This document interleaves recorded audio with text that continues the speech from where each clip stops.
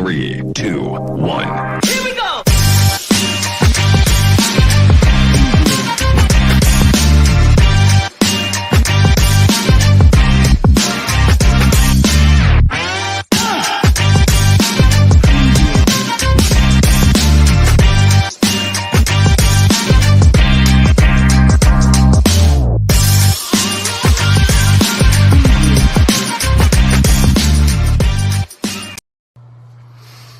Ahoy, friends. It's me, Dave Landau.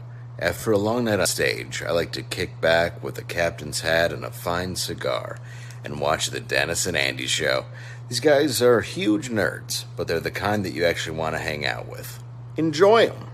I do.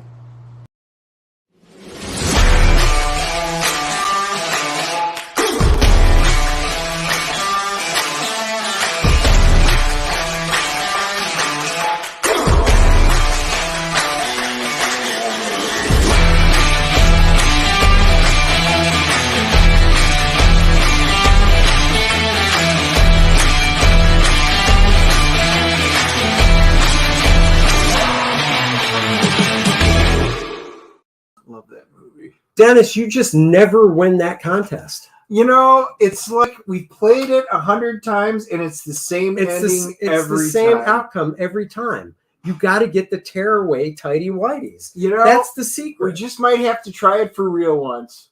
That's not real. What are you talking about? I slapped on my wig and looked pretty charming. Welcome to the Dennis and Andy show. I am Andy. That is Dennis. It is Wednesday at 5 p.m. and we are here for your weekly entertainment and interviews and stuff like that. And today we have a special guest. The creator of FIENDISH, Irene Strychalski, is here. She's a fantastic artist that I met through CG, and I got my copy right here. Dennis is jealous because he does not have one. Look, Dennis. I know. Look, we can blame the printers for it, we found out, but I had to get the colored version, and I know there's a printer problem, and I am waiting in anticipation, but I did get to read Andy's, and yeah, we get to talk about that. And I did get the black and white version because that little artsy fartsy guy in me loves black and white stuff, but I am very curious to see what I've seen the color pages online, but I'm very curious to see it in print. So when Dennis gets his, you know, I'll borrow it because I let him borrow mine. That's right. And that's how we roll. So without further ado, here is Miss Irene. Hello. Hello. Hello. Welcome to the show. Thank you for joining us. We of course are together on the Kings on Monday nights and stuff. And that's always fun, but it's such a large group. It's hard to get a word in edgewise sometimes. So. Yeah, no, thanks for having me on. This is very cool. It's my first time on your show, so I look forward to talking. Yeah, definitely. Oh, look at that. Randy Howell is here. Hello, Randy. Hi. Make it home. Keep talking. I'm going to make coffee. Well, there you go. You never have to worry about us ever not talking. Well, I'm here to talk. That is true. But no, I really did. I enjoyed FIENDISH. I'm an art guy. I always tell people when we talk about campaigns, being an artist and stuff, just in comics in general, I'm always attracted to art. And then story. You know, I can definitely read a book that has great art and a so-so story a lot easier than a book that has a great story and so-so art. So when I went and looked at your campaign first, I'm also the type, I do the video last. I usually scroll because I want to see the art. And once the art hooks me, then I go back and play the video and actually read about, the story and stuff. And I really like the art a lot. I mean, it has kind of a manga style here, which I really dig. And I assume you do because you drew it. And I thought the story was really good. You started with some nice world building. It's a lot of that, yes. And I specifically pointed this out to Dennis. I love in the back, not only do you have the character sketches, but you actually have a nice sketch overview of the village, right? Yeah. And I just thought that was really cool because I haven't had to do a lot of world building. I mean, with my book, First Man, it's a superhero thing. It takes place on Earth, So not a lot of, I got to design a lot of, different stuff. I mean, there's a couple different places, a different world that I've shown, but I haven't had to do a deep dive into it. But since yours is in a specific time, specific realm, and this specific world you're creating, I just thought that was really cool. You know, I don't know if you're welcome. So I'm curious, after reading it. So I've been playing Dungeons and Dragons since about 1984, 1985. I started getting the flavor because I've built. You're just old as fuck. I am. 84. I am. By the way, PG-13. 84. She's going, I've read about 1984 in history books. No, it's not that long ago. Yes, I am old. I admit it. I have created many worlds, things like that. But so I got this feeling that it was a creation of your own. I was really kind of curious, and I love the fact that at the back part of the story, you got this new character introduced, and she starts speaking in the foreign language, and there's no translation down below. And then when you put it back, created your own language / alphabet. So I really was kind of curious about that. Right. Well, obviously, I am big on world building. In case you can't tell, if anyone's seen the website, fiendishcomic.com, it's pretty obvious that I'm a world building nut. And yes, I'm very influenced by D&D and just tabletop role playing games in general. It's pretty much my only guilty indulgence. I don't do anything else, including going outside and seeing the sun. So, I mean, this project is sort of, obviously it's a labor of love. I think that's what a lot of us doing indie projects are about. And I'm just throwing in all the things that I enjoy doing and that I love, which is, I love fantasy. I love dark fantasy. I have a manga influence, so I want to be proud of that. And I want to draw the way I actually draw, which I haven't been able to do until now, because working for other people, I was never given anything that fit the way I wanted to draw. And, you know, obviously it's always been a dream of mine to have my own story, but it takes time to build up to that, you know? And I'm a bit of a language nut. I really, really like languages and just ancient history, like almost prehistoric, really ancient history in general. So like that's half of my YouTube is just like, I follow language channels and I follow history and archaeology and anthropology channels, and then a little bit of comic stuff. And that's it. That actually brings up a question. Just out of curiosity, because you say you love language, do you speak more than one language, or? Yeah. Well, I speak Mandarin, and also, actually, my first language is Hakka, technically, but but like nobody speaks it, so I never mention it because Hakka is my dialect. It's a Sinitic language. It's related to Chinese, but it's not quite the same as like Cantonese and Mandarin. You know, it's they're different, but they're both Sinitic, like Chinese languages. And because I grew up in Taiwan, and my family is Hakka, which is a minority in Taiwan. So when I was really little, I spoke Hakka at home. And then when you go to school, they speak Mandarin. Then eventually I learned English because my dad is American. So that's how it happened. And I'm learning a couple more languages. I'm kind of like, I'm really busy, but I have been keeping up with I'm working on my Japanese and Spanish mostly now, but I'm not fluent. Please, these don't count as languages I speak. I'm still learning. Now, so this is a bit off tangent, but that's what I love about doing interview stuff like this. Yeah. So you grew up in Taiwan. Were you born there, or? Yeah, I was born in Taiwan. Okay, so you're born in Taiwan. You grew up there. You were speaking Hakka.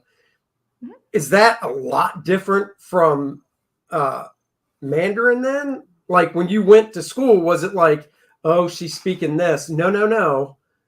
You know what I mean? Does that make sense? No, it's not that. Well, because by the time I went to school, I had already learned Mandarin. So I spoke Hakka until I was like 3. Then because Hakka and Mandarin are pretty similar. Right. Like it's not quite like.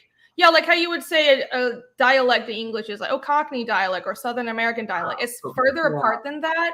It's more like Spanish and Portuguese. That's the relationship between all the Chinese dialects, like Cantonese, Shanghainese, Hakka, Hokkien, all those, these languages because Mandarin is just the one that everybody speaks.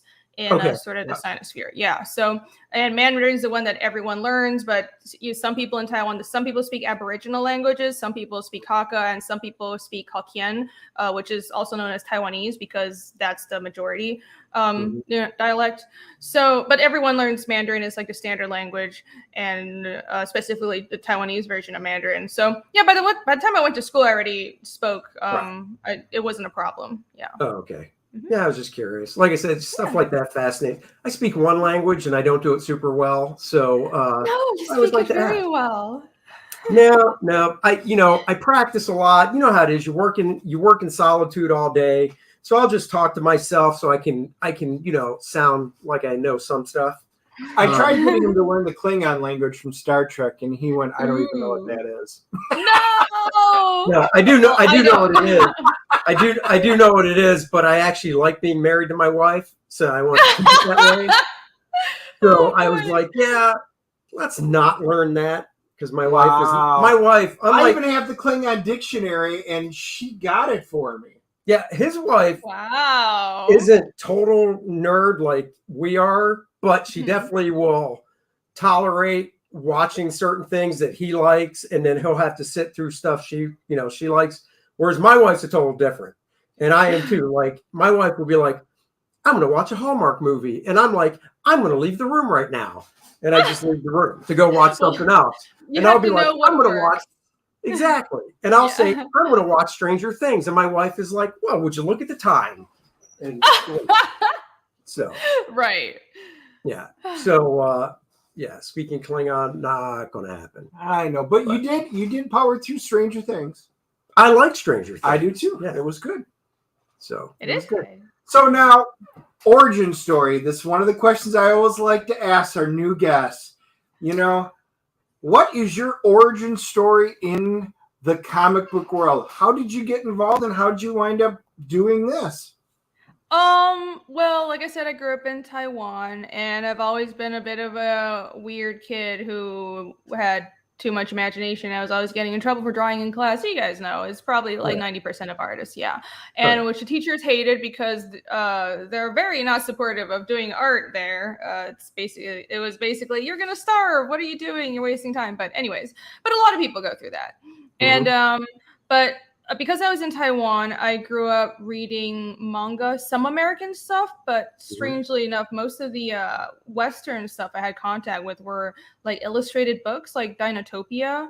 And I had like some storyboard books from like Jurassic. I was really into dinosaurs, so I had like a Jurassic Park storybook book and stuff. And then Calvin and Hobbes, Carmen Sandiego, like those comic strips. But I never got American like superhero comics or anything because we didn't have that in Taiwan when I was growing up. And this was before all the movies came out. So all I had was manga, and that's what I grew up reading. And so by the time I was 14, I realized this is what I wanted to do. I had no idea how I could make a living doing comics because it didn't seem like there was a clear path. I had no idea how the American industry worked. I had half a mind to go to Japan, but my English was much better than my Japanese. So when I graduated high school, I decided I would apply for art school, and eventually I got into SCAD, and I went and majored in sequential art, minored in animation. So when did you actually, I assume, your family moved over here? No, I moved here alone when I was 17. Oh, so your family's still over there. Oh, okay. Yeah. So you went all through high school over there? Yeah. I moved here for college, and I just up and left when I was 17, and I've been here since. Oh, wow. Okay. Well, that's cool. Look, I thought, I grew up in Maryland, and I thought when I went away to art school, which was only 4 hours away in upstate Jersey, I was going a long distance. So hat off, you win. Oh, no. I mean, it just seemed like there were no other options, There weren't options in Taiwan, and, it's not like I spoke English already, so it wasn't, it was still a bit of culture shock, but it wasn't that different. Yeah. So. I know the rest of the world, my wife's Swiss, so like when we went and visited all of her family over in Switzerland, like you're talking different dialects, High German versus Swiss German, similar language, but you can definitely tell. But you go over there and they're like, well, what do you do? And I'm like, comic books. And they're like, what? But You can't feed your family. You can't do anything. I mean, there's no practical use for comic books. Exactly. So Yeah. the older generation, they don't understand this at all. Now the younger kids, like the nieces and nephews and stuff, they're like, oh, Spider-Man, oh, Superman. Yes, they at least are aware of it, even though they're like the same thing. Comics have no practical purpose, therefore, Swiss, we have no use for it because you can't do anything with it. Yeah, that's the approach I grew up with, and I kind of got used to it. But it just always struck me as, in Taiwan, there's no real path for doing comics because everyone grows up reading manga, but you don't have a domestic professional industry. You have a lot of like fan art and stuff, and you have fan conventions, doujinshi cons, if you know what that is. But there's no path. So a lot of the elders that I grew up with, pretty much everybody was like, well, this isn't a viable career path. And I don't blame them. But the way I always thought was, well, the stuff that I'm reading and watching, the anime I'm watching, the comics, the cartoons, someone is making this, someone's making money off of it. So I'm going to figure out how to do that. And I don't care how far I have to travel to do it. Well, and that's that. I mean, you nailed it right on the head. Is same thing when I was growing up. Obviously over here, way different, reading Marvel stuff, DC stuff. I always drew, like all of us do. My parents were really supportive of it. They never, I think maybe once in the beginning when I first said when I was around 13 or 14, I want to draw comics for a living, they might have been like, really? But even back then, it's kind of like, well, somebody's doing this. Somebody's getting paid to do it. Yeah. And I never thought about like the odds of like, how it's not a huge industry even back then. And just the odds of being able to break in and do it. I just always had like the mindset of, I'm going to go to art school. And I went to the Kubert School up in Jersey. And it's a 3-year school. And I thought in my third year, well, I'm going to bust ass through all 3 years, but third year, I want to graduate working for, Marvel or DC, because I don't want to graduate and then go, all right, time to get some type of job where I work on samples at night. And, luckily for me, that's how it worked. In my senior year, I got my first gig in March and I graduated in May, and the editor was like, I want you to finish school. So just keep in touch and I'll shoot you the script like a week or two before you graduate. And that's what he did. So I lucked out. Nice. When you went to SCAD, did you go to the Savannah one or the Atlanta one? Because I know there's the two different campuses. Oh, actually, I went to both. I started out in Savannah, but I kind of felt like I wasn't learning anything because really? I don't know if it's just because I was a freshman, and freshman year in art school, at least in normal 4-year art school, they sort of just throw you into some general education classes, and they expect you to party all the time. But I actually didn't want to party. I wanted to work and build a portfolio, and everybody's like, what are you doing? Why aren't you drinking?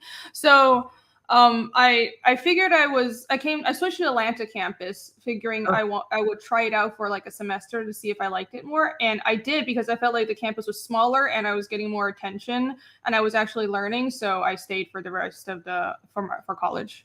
So did you do that like during the first school year, or did you finish the whole year in freshman year in Savannah? Oh, I finished 1 year in Savannah, then it was 3 years in Atlanta. Mm-hmm. Oh, that's cool. I assume just switching like that was no big deal. They were probably like, hey, whatever. Yeah. I just walked into the office and they're like, yeah, whatever. And then I just packed a bunch of bags, lugged it onto Amtrak, did a big roundabout trip because for some reason Savannah and Atlanta, at least back then, didn't have a direct Amtrak line. I had to go up to like Raleigh and then come all the way back down to Atlanta. It was wild, but I eventually made it here. Wait. You had to go. Did you say Raleigh? Yeah. You had to go to Raleigh, North Carolina? Yeah, it was a huge roundabout. And then back down? Yeah, what the hell, right? Oh my God. That made no sense. That is crazy. Dude. But yeah, it's so I was like, well, let's just, because I was like too cheap to buy a train ticket. I think the Amtrak was like $60 or something. So I'm like, well, let's just drag all my stuff on there. And I remember sitting on Amtrak with like an office chair because that was the only piece of furniture I owned, and like 3 suitcases.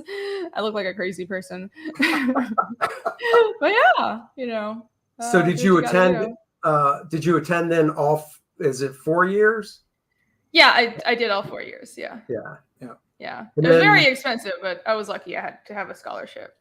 Oh, that's cool. So you were able to apply for a scholarship. And what was that? I'm just curious. What was the process like for the scholarship? Was it very competitive? Do you know? Or I don't know. Like, actually, I got one when I entered, oh, okay. right when I applied from high school. So, but I don't know. I don't think I was that good in high school, but for some reason they gave me a scholarship. I don't remember. I just requested it on some form, and they're like, sure, yeah, Oh, get no, a that's very discount. cool. Yeah, but I remember trying to apply for more after I was already in school, and of course, it was really hard to get because they don't want you to, they want you to give them more money. So, Right. yeah, Right. yeah. So then, go ahead. Well, I'm curious now. You've got all that. You've got. How did Fiendish come up? Because now I kind of want to get into how this transpired into your world building to turn Fiendish into an actual product.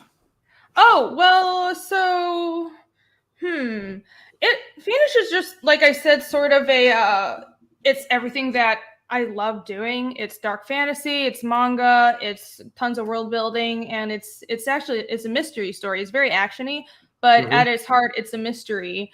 And it's there's a lot of like figuring out, because in high school I would read like murder mysteries all the time. So that's what I like, horror and murder mysteries. Yeah. And then I'm just mashing that with manga and like high fantasy. So it's kind of a weird amalgamation. Sometimes I worry about having too many genres, but I think it works. It's, this is a story I want to tell. And so I had like sort of a weird path, I guess. When right after I graduated college, I did a brief job for Marvel, and then because they didn't give me work right away, and I realized I needed to pay rent, I looked for other work, and I got a job in animation. And because that was steady work, I decided I'd stayed in animation for like years. So I was kind of jumping around between animation and gaming for like 5 or 6 years after that, and then eventually I realized, I was making good money, great money, but I wasn't doing what I wanted to do, and I was dying inside because, when I was in my like mid-20s, I was telling myself, yeah, I'm making money, I'm doing what I'm supposed to do. But for some reason, I was just depressed all the time. So I was like, I figured eventually, well, I need to be doing comics because I really, really love doing this. So that's when I realized I always wanted to do my own story, but at the time I didn't feel like I was ready yet. I had some ideas, but I knew it wasn't quite time. I figured I would try to get work with one of the big publishers, and in the meantime work on my story until I felt like I had something that I could pitch as a viable indie project. So that's what I did, and that's how I picked up some work from Marvel somehow through some recommendations, and I worked for them for a few years, mostly doing fill-in stuff. And which was a strange experience because it kind of petered out into nothing, and it was all fill-ins and rush jobs, and it felt really creatively unfulfilling because when I started, I wanted to do more. I really wanted to be the main artist on a big book, and I understand that you have to pay your dues, but it just felt like my style didn't fit is the thing that I kept on being told I was too manga. And when I did get work with Marvel, it became pretty clear to me that the only place they had the only way they had space for an artist with a manga style was doing YA books. And that wasn't the genre I wanted to do. So I realized, well, I don't want to be stuck doing a genre that's not me, and being a fill-in because it's actually not my genre. I don't think I'm that good at it. Right. At the end of the day, you look at my work on Fiendish. I draw high fantasy. So halfway through working on that, I actually moved back to Taiwan just to save money because comics paid so bad and I couldn't save any money or survive. Sorry if there's noise outside. My neighbor really loves his motorcycle. He always sits there revving it for like 20 minutes before actually leaving. So thank you so much, sir. So I actually heard that one. Yeah, I heard that one. I heard that it's really loud. Wow. Thanks, dude. So I moved back to Taiwan just to save money. And while I was there, just, sitting in my dungeon of an apartment, drawing comic pages and scrounging for freelance, I was playing a lot of D&D at the time. And so one day that idea just came to me. I wanted to do a story that was that felt like a D&D mystery, like a high fantasy mystery, but with my own world, with sort of more Lovecraftian horror injected into it, and with my own world building, my own languages, my own fantasy races. And I started working out the kind of story I wanted to tell. So that's how Fiendish was born. Yeah. No, that's really cool. I didn't know you did the other work, you know, like you said, in animation and stuff. When you were doing that, was it all freelance, or because is a Cartoon Network in Atlanta, or wasn't it? Yeah, no, I work for someone else, but Okay. So there did are you have actually to a go few. somewhere? Yeah, it was actually a full-time in-office job, but there are some like smaller studios scattered all over town. Oh, okay. So yeah, it was actually both Atlanta, then I was briefly in Texas. So yeah, I dabbled in that kind of work for a while. What part of Texas do you? Austin. Oh, okay. Okay. Yeah, no, that's terrible. cool. Yeah, I didn't like it, but that's cool. I've never been to Austin. Like Austin? I've never been there. I don't know. I feel like I just never found my people. But I lived in South Texas, right on the border with Mexico. So I mean, we couldn't literally go any farther south than we were. But we did. We enjoyed our time in Texas, but like it much better here. Right. It's a little too hot for me. We lived in Florida for a long time, and I lived in Florida for two different instances. I graduated art school in '91, pretty much moved there, lived there for 3 years, just loved it because it was Orlando. And I thought to myself, you know, I was 21, 22, and I'm like, I live where people want to go vacation. How cool is that? Yeah, you know? That's pretty cool. But then I moved up. Sweltering. It was great. Palm trees, great weather all the time. Then I moved up to upstate New York. That's where I met my wife. And I told her upstate New York sucks and we need to move to Florida. And she never lived anywhere else, but I'll never forget. We moved to Florida in '97, and it was the summertime. So not the best time if you've always lived in upstate New York, because it was just so hot and whatever. But that first Thanksgiving in Florida, when it was like 75 degrees, my wife was like, I love it here. And I'm like, exactly. Yep. So, it never gets cold. But that would be nice. Then in 2005, we were like, you know what? Our daughter was 2 years old, and we thought it'd be nice if she experienced 4 seasons. And Charlotte's nice, moderate. You know, we've got a nice spring, a nice summer, you know, fall, winter. So we've been here ever since, and, you know, she digs it, and I dig it. So it works out nice. Nice. Yeah. I think this area of sort of like the more northern South is good. And I like it because, you know, I had family in New England and I would visit them, and whenever it was winter, I would hate it. It's like the snow's really pretty, but you get pretty used to it very quickly, and then it's just mud. Yeah, pretty much. That's just that's just it. You know, when I say upstate New York, I'm talking Syracuse, where it snowed all the time. Yep. And you're right. The fresh snow, you're like, oh, this is beautiful. It's gorgeous. I love it. 2 days later, when it's all slushy and gray and gross, the stuff they don't show on the Hallmark movies. The Hallmark movies make it look pretty all the time. You're like, I do want to live there. Yeah. And then you see the grossness. You're like, ew. So, yeah, exactly. Just melted snow and muck. Exactly. Randy says, I see the Frighttober Championship belt. Oh, is that what that is behind you? Oh, the belt. Yeah. It's hard to tell with the lighting. Yeah. Now I can make it out. I keep it on my little screen thingy. Yeah. Oh, yeah. She won the championship over Aaron. Oh. I don't think Aaron has gotten over it yet. It's nothing. It was like one vote. It's just luck. I still like me some winter, but then again, I'm a Minnesota bird. Oh, don't get me wrong. That's why I like it here. I think even though you're just a few hours south of us, we still get a little bit more of a winter than I think you do. Yeah, I think so. So I still like it. But it's just enough to where it snows a couple inches. 2 days later, it's all gone. You can't even tell, and that's fine. So. Yeah, that's nice. Yeah, I think it's probably like Atlanta, except the city doesn't absolutely lose its mind when it snows, because that's what happens here. Yeah. No, never mind then. No, it's people just like, what is this? We must suddenly park on the road. Honestly, I did. I did stand up for a while, and I did improv on stage for a lot longer. But one of the stand up things was basically, and I don't remember verbatim, but the basic joke is in Charlotte, you could throw a slushie out the window and get a snow day because that's how bad they panic. It's just as bad. It's just as bad. Yep. That's Atlanta. Yeah. They don't know what to do. Yeah. Yeah. It's entertaining though. So I have a question about process because you're kind of the new generation. Are you all digital when you do Fiendish, when you draw? Or do you do pen and paper stuff still?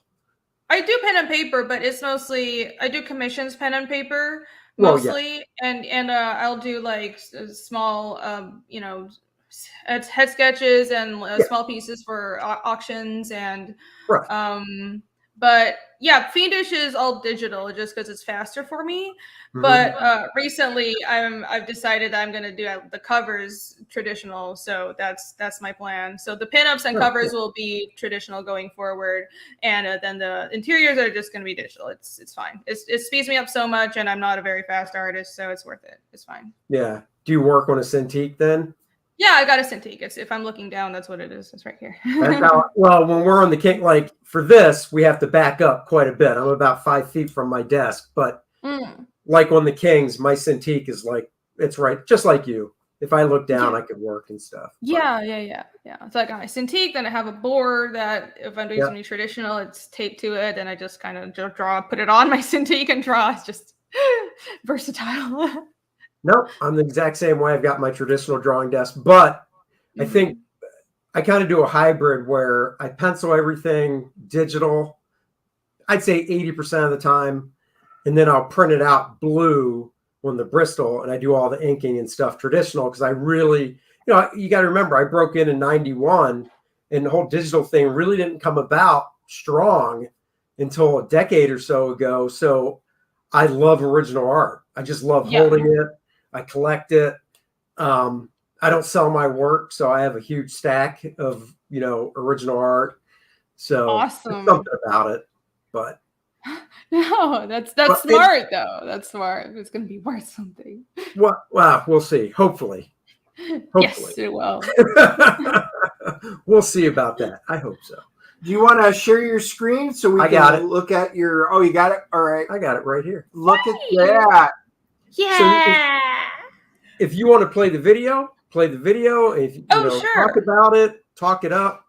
So this is the sign up page for chapter 2 of Fiendish Origins. The sign up is up now. I haven't checked yet, but we're definitely over 600 emails already, which is really, really good. Awesome. And it's great. And thank you to everybody who has signed up so far.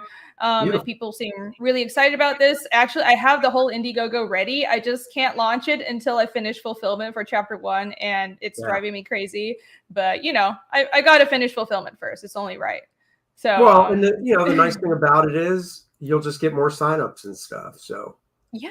It all works out.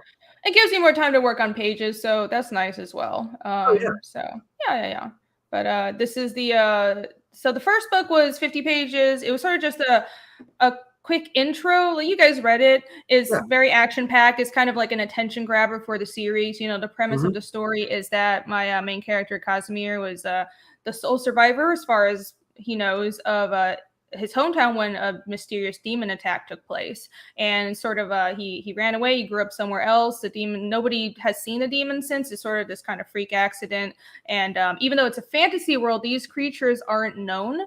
Nobody could figure out what he was describing after he left. So, but years later, after he's all grown, like 9 years later, one of these creatures shows up again in the woods, and that's how the story starts. They find this murdered man who was clearly killed by one of these demons, and Casimir's the only one that could identify what kind of creature killed it.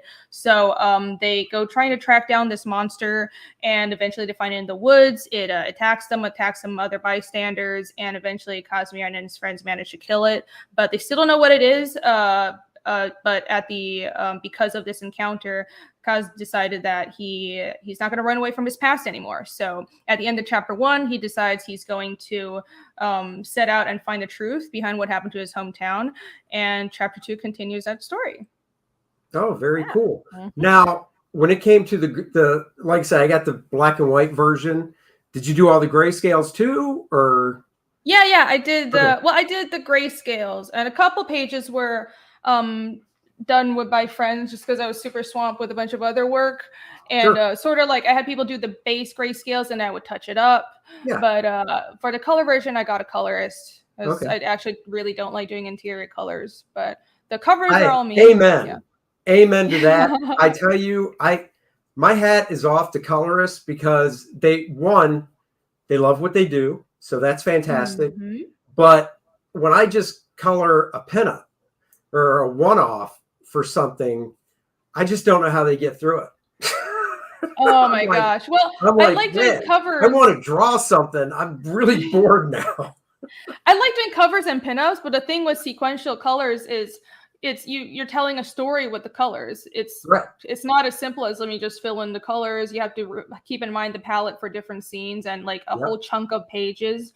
And I sort of what my feeling is by the time I get to coloring a page, if I have to do that many of them, I'm just kind of done with the story. I want to move on and keep on telling it. So I'd happily hand it off to someone else who is faster at coloring than me because I'm not a fast colorist. I love doing covers, but no, people can color my No. interiors. It's fine. I've basically tell people when they ask, I go, the time it would take me to color one sequential page, even if it was flatted. So let's put it on the even groundwork work, because we all know colorists use flatters. So I've got the page flatted by somebody else. The other guy, the professional colorist, as I like to say, has pages flatted. By the time I finished one, they probably burn out 3 or 4. And I just look at it and go, from a economical standpoint and economy of workflow, I'm wasting time trying to color a page when I could be drawing something else. Exactly. That's also, if I could find someone that could ink my pencils well, I would happily hand it off to them as well. But I really like inking, and I haven't found someone that could do that. So Yeah. I'm stuck doing the majority of the work. But well, on the plus side, I don't have to pay anybody. It's all me. Eric's asking if you're going to offer for Fiendish 2 both the cover and the black and white, and then will you also be doing the pyromancy thing again? Oh, I'm not sure about either of those things. I might do a black and white version because for chapter 2, the default's going to be colored. So we're just going to start out coloring the book. And I might make a grayscale version as a stretch goal because to do like a variant cover, it's pretty economical. You just change out the cover, but the interiors are all the same. But to do a whole different print run that's black and white, that's an entire different set of plates, and it actually costs a lot more. So it'll probably be a stretch goal, and I'm not so sure about that yet. As for the pyrography, I might do a few, but it'll be very, very limited because I realize just how much work they are this time. And I'm a little overwhelmed with them. So I'll have a few, and you'll have to get in early. Very early. So on the first one, did the colorist work over just black and white clean line work, or did he work over your gray tones? Oh, he worked over the gray tones. Oh, okay. Yeah. Okay. So we had to figure out this whole like filtering method instead of how comics are normally colored. Right. But So is that how you're going to approach the second one? You'll still do gray tones for them to color over? No. Oh, okay. No, just many straight colored. So yeah, that way my colorist has some more freedom. Yeah. Sure. So yeah, by the way, this is the website, fiendishcomic.com. I have the first 20 pages of chapter 1 up because I figured it's a new series. I want people to get just be open and let people read the beginning, get a feel for it, see how they like it. So yeah, this is up there to read for free. So check it out. No, that's a good way. That's a good teaser. That's a great way to do it. Yeah, and I have a bunch of other world building stuff. Not going to get into it, but literally you have a world map, a language, a pantheon, just all kind of crazy stuff. So please go take a look because I spent a lot of time on this. Well, once again, you created that language, the alphabet and stuff, and I was like, wow, that's pretty freaking cool. It's a little crazy. By the way, Fun fact, all the sound effects are in Ninarsa, which is my fantasy language. So I thought that was kind of a cool thing because I remember reading manga before I knew any Japanese. And I just remember it didn't really it didn't hinder my enjoyment of the story. So Right. I decided to do all the sound effects in Ninarsa. And at the back of every book, I have the alphabet and also like a glossary of if anyone does say word lines in Ninarsa, and it's not going to be that much. I'm not going to make it so the story is unintelligible unless you look at the glossary. That's stupid. You just have, it's fine if you don't want to bother with it. You just read the English. But every book, probably there are people speaking Ninarsa and a couple of lines. And if you want to figure out what it is, you can always look at the last page. I'll have a glossary there. Oh, that's really cool. What manga did you really enjoy when you were starting out reading growing up? Well, the first series I really liked is Case Closed, which is kind of like a murder mystery series for kids. It's called Detective Conan in Asia. And then I started, what did I read after? I read a little bit of Naruto when it was good, when it was an early Naruto. And then Naruto, Bleach. I was sort of that generation of shonen. And then Kenshin, and eventually I found the nice and dark and bloody stuff like Battle Angel Alita, and the Ghost in the Shell books, and Appleseed and Gunsmith Cats, and I was like, "Whoa, this is the path I'm going down." So, and eventually, I actually read Berserk fairly late. I didn't pick up Berserk while I was in Taiwan, but I picked it up after I came to America, and yeah, so that's probably my favorite series of all time. And of course, during that period, I also read Vagabond. Vinland Saga, which is still ongoing, is one of my favorite series. It's really good. It's a historical Viking saga manga. Oh, that's cool. And it's quite historically accurate. It's because it's hard to be historically accurate because there aren't that many records of the Viking Age. But I know the writer did his research, and which is very impressive because he's from Japan. But yeah, he traveled, he did his research, and it's probably more historically accurate than a lot of Western productions I've seen. So, and it's a great story. It's a really great story. So yeah, that's the kind of stuff I'm into. Speaking of research, you brought up, I thought this was awesome. I was a little jealous on the Kings. You said, if I remember correctly, and obviously correct me if I'm wrong, you went to Iceland to do some, I guess, research and stuff for Fiendish. Oh yeah, I went to Iceland. Yep. That is so freaking, that is just like that. Like, so what are we talking? Like maybe 4 or 5 years ago, you went there? Oh, it was right before COVID. Yeah, I mean, obviously we didn't know it was going to happen, but it just happened to be right before COVID. I did New York Comic Con that year, and then immediately after, I flew there with a bunch of friends, and we spent like 2 weeks, I think, in Iceland, and we were totally going to go back, but then COVID hit. But yeah, like the goal was, it's my friends wanted to go as well, but I sort of jump started the idea just by saying I want to go to Iceland, and I wanted to just go and explore and do some research. And it was research, but it's fun for me because you're going to all these museums. They have really awesome museums there of like wax statues of reenacted historical Viking Age events, and then they have these preserved ships and stuff, or like reconstructed ships, and they're really, really awesome museums. And also just going to see the landscape. Like I really want to do that to experience this, kind of like this fantastical landscape that was a volcanic Iceland but covered in glaciers, and like it will not disappoint. I've never seen anything like it. And I've traveled not all over the place, but I've been all over Asia, but I haven't been anywhere where the landscape is like really just that extreme. Maybe if you go to Kamchatka it would feel the same, but like Iceland really felt like this wild land that was just at the edge of the world, that like it's, and there's very sparse people. It's more sheep than people apparently, and you just have like these black sand beaches rising up to like volcanic mountains and glaciers, and then lichen on the way. And it's I don't know how to describe it. It's beautiful. No, that's cool. Like I said,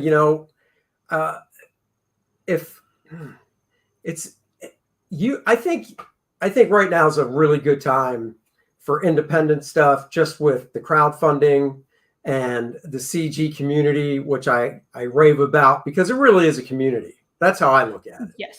You know, it's a great community of creators. I've met tons of people. They're all really cool. They're all really nice. They're all, everybody's Very really helpful. supportive. Yeah. Really supportive. I mean, you know, we're in some of the same chat rooms and stuff. Yep. You know, everybody's really supportive, has your back. And and it's just, it's a lot easy. I don't want it's not easier, but it's well, it is easier, I guess, to do your own thing compared to, you know, in the early 90s and stuff when I got in. And, you know, when I got in, I make no bones about it. I had the mindset growing up, I want to work for Marvel. I want to work for DC. I want to be like the old guard of John Buscema and Gil Kane and those guys and just work for them until I drop dead. And, you know, shit happens. And now I'm doing my own thing. I wish I started sooner doing it, but, you know, I am now. So. Well, I'm glad you figured out what you want to do, and I assume you're happier now than That's awesome, man. It's sometimes it takes a journey, and the industry changes, and I don't know. I understand that, and I know people that grew up just wanting to work for Marvel and DC, and that's all they want to do. And I understand that because when you grow up with those characters, that's your dream. Yeah. But I was never like that. I never really cared for working for those companies. So whatever. Well, like you said, it all goes back to what your interest is. And this is your first project. And, you know, my interest was always superhero stuff. And that's what I did. And now, you know, the next project I want to be do after fulfillment. And when I really start able to work on the character designs and stuff, something Dennis and I are doing, and it's going to be fantasy related and not superhero at all. And awesome. So it's going to be different, but it's stuff I've also done when I was working in the mainstream as well. So yeah, that's what I also like about the fact that there are so many people doing independent stories, because I feel like mainstream American comics have, well, it's obviously that's synonymous with superhero stories, and superhero stories are great, but there seems to be a lack of diversity of genre, and Image has remedied that a little bit. Vertigo has remedied that a little bit, but I feel like it could be so much bigger. And I'm hoping that people going truly independent and not having to even go through a publisher like Image will create that diversity of genre that you see in manga and European comics. Yeah, I think Kickstarter and particularly Indiegogo, they've really opened up a whole new way for, you know, creators to put stuff out, something that actually can get it to the masses. I think it's just a great way to do it. With Fiendish, do you have a set story in mind? Is this like you have a built-in trilogy story, a quintet, or are you just going to be able to continue to write story? I'm kind of curious as to because I know this is chapter 2. So how many chapters do you have planned? So far, 24 or 25. Do you really? Wow, that it's a set story, but it's quite large. But at the same time, I think it's, you know, when I like bird's eye view, I know exactly where the story's going, and it's broken up into 4 arcs. I'm doing trying to do about the first arc is going to be shorter, it's 5 chapters. Then as I'm working, I'm hoping to trim the fat and condense things. That's one of my main focuses, because, you know, I don't want to spend I want to finish this as soon as possible. To also want to do a good job, all that. But yeah, I have everything planned out. And as I'm working on every chapter, I'm honing the story going forward. Everything's in like rough form, bullet form, but then I'm like fleshing out the dialogue for the next chapter. So yeah. But everything's planned out. So how do you write for yourself? Like, do you give yourself, do you write panel breakdowns per page for yourself, since you're, you know, obviously you're writing it, or do you just basically write out a paragraph plot, which would be considered, you know, Marvel style back in the day, and then work from that to figure out your panels and your thumbnail or on the page? You know what I mean? Yeah, I work, I guess it would be called Marvel style. But it's actually also manga style. So when you work in manga, the writer, usually it's like one writer artist, but even when it's a writer and an artist, the writer actually does the thumbnails. and dictates the storytelling, and then the artist will just flesh out the drawing and maybe change a couple of things if they disagree. But and there's, as far as I understand, there isn't usually a panel by panel script for manga. That's very much an American comics thing, because usually the writer has to give directions to the artist, and like that's just been the workflow. But writing for myself, I do summaries of every chapter, and I've sort of had gotten a better feel of like, this scene, how many pages will it take, because it's my own writing. I understand, just like I can feel it, and I go straight from this kind of prose summary with some of the dialogue written out to just straight to thumbnails, and I thumbnail, and then I'll write the dialogue right next to the thumbnails, and then I keep on just smorgasbording and changing it around, and then until I'm happy with it, and then I start inking. So yeah, it's very chaotic, but I hope. So will you actually draw? Let's say it's a 45-page story. Will you have the whole 45 pages done before you start inking page 1? I tend to finish the pencils, so I For the whole thing. Yeah, the whole thing. Oh, but wow. The inks, I don't finish the inks in order. I like to go from the most complex to the most simple, because especially because this is for a crowdfunding campaign. My idea is, I want to have the more flashy, complex ones to promote the book first, and then by the end, when I'm promoting the book and going on shows and stuff, I can just work on the simple pages that are mostly just like faces and stuff that aren't like complicated backgrounds. So that's been my approach for chapter 2. Chapter 1, I did everything in order, but for chapter 2, it's a different approach, and I think it works a lot better because it's a crowdfunding campaign.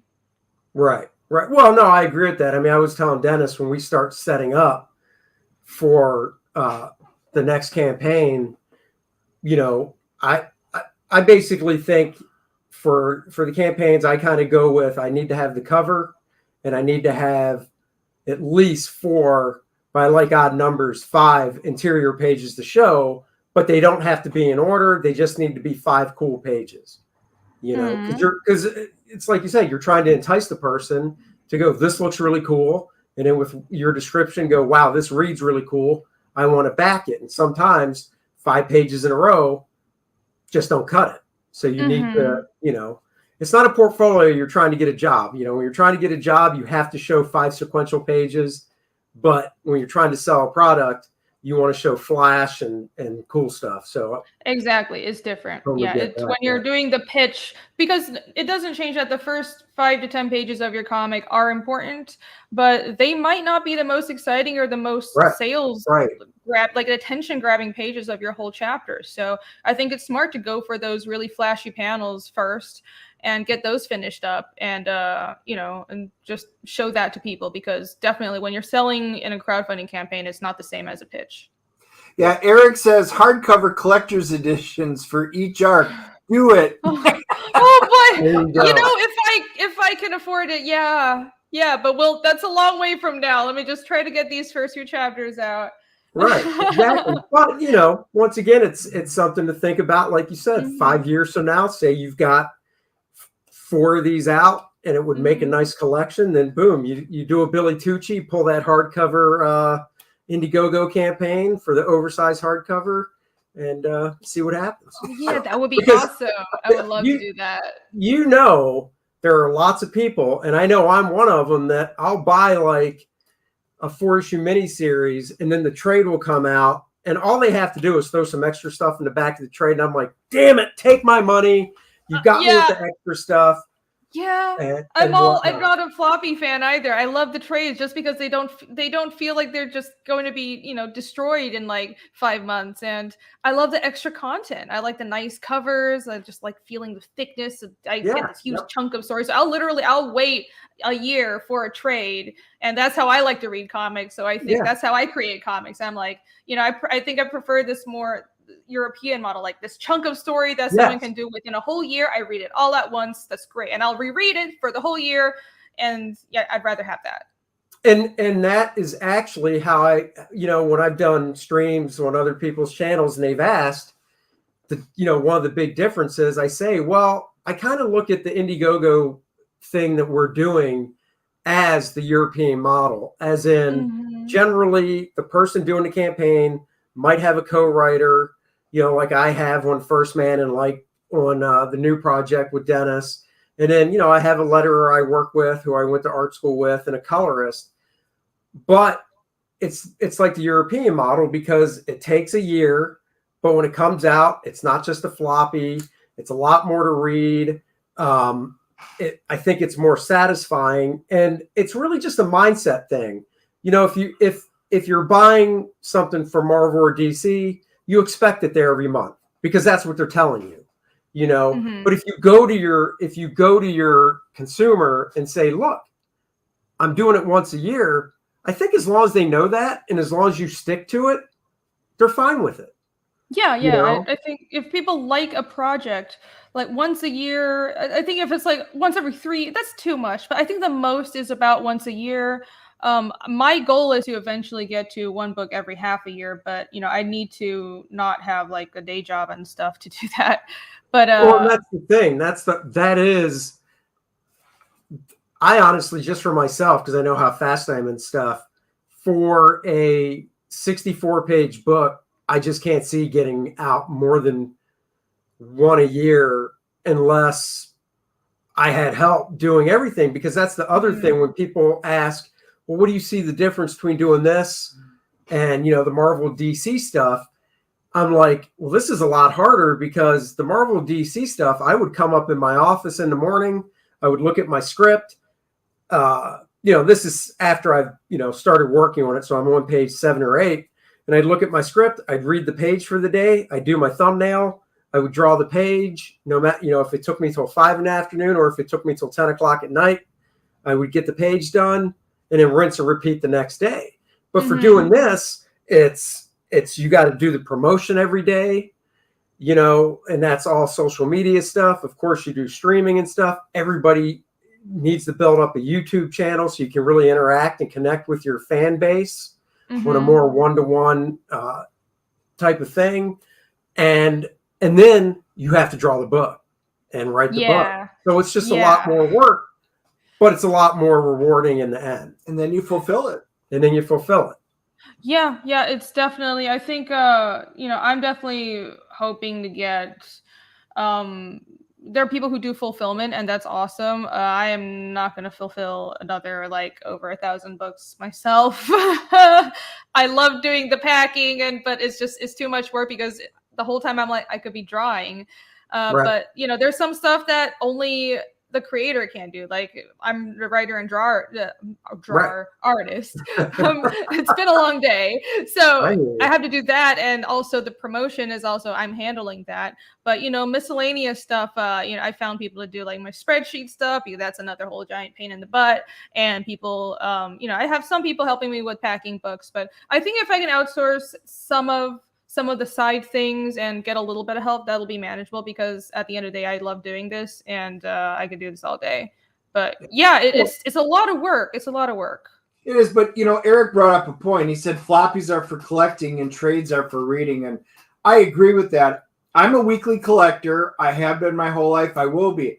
But I also really do I like all the story there. So I'll get the omnibuses. I even picked one up today. It's one of those great big oversized one, Fantastic Four. You're gonna grab it. You want to show. I think you got to. When you get these really cool. Hold on. I'll pull it out. Oh God, you're making Dennis pull out a big Kirby. I am. Look at the size of it. This is awesome. That's awesome. I usually do X-Men and stuff like that. And this guy's I've got the Jim Lee X-Men one. Oh, that is so cool. This is amazing. I mean, compare it to the size of our head. I mean, this book is just huge, but you want to see detail and stuff like that. There's your stretch goal, putting out a book like this for fulfillment. You don't even want to know what a book like that costs to print. You want to know, I mean, just for fun, this is a cool collected edition. I'll buy these in a heartbeat, even at this size. Or, the really cool omnibuses and stuff like that. Yeah. I think getting to the point where you can do those omnibuses or just like an artist edition or even like a hardcover collection, that's definitely the goal. That would be nice. Yeah. I think that's the dream for everybody. Yeah. Right now, of course, we're getting our books out, but someday, like, I feel like if you can have an artist edition or hardcover of your work, oh, they'll be like, I made it. Exactly. Hold on, I want to click on Randy because he had a question for us way back. DNA, will it be swords or guns? I vote swords. Our thing, oh no, it's swords. There's no guns. I'm not a big fan of drawing. I like guns, but I don't like drawing guns. So, well, when it comes to those, I like drawing those type of guns. It all depends on the guns. If some of the other guys were in the chat, it's always about the guns. That's right. That's right. All right, so let's show one more time. So here is her sign-up page for Fiendish 2. The link is in the description below. And I know it's been posted in the chat by one of the mods. So I appreciate that. I know, thank you. Renee does too. And by the way, if you missed out on chapter 1, I actually do have it available with for pre-order on my store. So you can get it here. You don't get all the trinkets and stuff that you get with the campaign, but the book is still available. Pre-order because obviously we're printing a second print run. But yeah, you can still get it because a lot of people have been asking. And thank you all to everybody who has gotten this as well. Beautiful, and thank you so much for joining us for the hour. Thank you. We like to keep a tight hour. Part of it's because I get a little hangry, and I don't want to get hangry. You wouldn't like me when I'm hangry. And we go out to dinner afterwards, and Dennis rags me for how bad I did during the stream. He's very hurtful. He's what I like to call Dennis is what I like to call my Amber Heard. I'm Johnny Depp. I came into my office one day, Renee, and I couldn't believe it, but there was a big steamer sitting on my desk. And I'm like, seriously, Dennis? Seriously? You would do that on my desk? You know, and he tried to pass it off and say it was my cat. And my cat's not even allowed up here. Wow. It was a very large cat, you huh? should be writing, because I've that heard this is story one before. hell of a tale you just spun. You threw the vodka bottle at me, almost took my finger off. Oh, no, that's true. Yeah, that's absolutely Abuse. Exactly. Me too, damn it. Me too. It's very true. I need an afternoon nap or I get cranky. Well, you saw us pre-show just a little bit. That's normal. This was a very subdued, very calm stream for us. That's true. Well, I feel like that's a little bit of banter means good chemistry. So that's right. You need that to go, keep yourself from going crazy. Totally understand. Yeah. Well, very cool. Well, thank you again. It was nice meeting you. Yeah. Because I hadn't met you officially. Huh? I hadn't met you officially before. Yeah. That. Yeah. No. Some of the streams, and usually I don't do a whole lot with. I'm usually driving or doing stuff, so I don't interact and stuff like that. Yeah. Randy, thank you for the $2. That is Amber Turd because she's the one that defecated Johnny's bed. Why would I be that? Dennis is the one that decided to leave a steamer on my desk. The funny thing is, this actually did come up. So today. The funny thing is, his full name is Dennis Turner, or is it Dennis Turder? Yeah. Okay. So here's what actually happened today. Here's what actually happened. We came. I don't know. He goes, "Do we need to go in the house?" I'm like, "Yeah, I got to go and take a squirt before we get on there." And he goes, "Ooh, a Hershey squirt with those exact mannerisms." And I'm like, "Yes, right on your side of the bed. I'm going to do a Hershey squirt, and you can call me Amber Heard." So that's how this whole thing started today. Everything else you just heard is fiction. I try to run Amber Heard fiction. I try to run a classy DNA show. We have the first 30 We have seconds. a very nice guest on, and you have to embarrass us. It's okay. It's all just. Well, we will definitely have you back when you launch. I'm just mildly terrified. Well, she doesn't want to come back after this. Well, hopefully you'll come back. Hopefully, I didn't scare you away from actually meeting, at HeroesCon in a few weeks. No. Yeah, this was nothing. I go on Shane's stream, so I've been through worse. There you go. But Billy and I will be in Heroes. Renee will be in HeroesCon. So anybody watching, if you can make it to HeroesCon, you can meet her. You can meet myself. You can meet Billy Tucci. maybe I got to talk to Billy still. Maybe we'll try and do some Friday night hangout thing. Yeah, So, that'd be awesome. Oh, I see it. Go So back, we'll go. There's a sign off coming up. I can see it. what? Where's that? Who Right would there. dare say that? Right there. Which one? I don't see it. Yeah. Oh, you this do. garbage. Go Pack, go! Get out of here. Nobody cares. Are you into sports? No. Okay, see, we don't need to talk sports. I don't want to run her away, but we're ending the show. So, It's fine. but thank you. Hey, real quick, what's your tattoo of there? I can't really make. What is it? It's a moth and butter. Oh, it's a moth. There's a butterfly back here, and it's roses. Did you design it? I did. Yeah. Oh, there you go. Very cool. Is that something you had done over here or in Taiwan? That's over here. Is in Atlanta actually. It's kind of old, Oh, cool. But yeah, I want to get some more. I want to get some Fiendish tattoos as well. Well, of course. Yeah. Of course. And some manga tattoos, like a giant nerd. Yeah. Do you mind if I play my trailer to closing? Oh out? yeah, we didn't do that. I definitely want that. Okay. And it's funny because Dennis got a First Man tattoo, but he got a tramp stamp, so I wasn't that thrilled. But go ahead. Sorry. Oh, a First Man tattoo? Yeah, he got a tramp stamp though, so No! it was weird. Well, He it bends was- over, and I'm like, You said this was a classy broadcast. "Here it is." Okay, go ahead, play the trailer. Okay. All right. Here we go. Yay!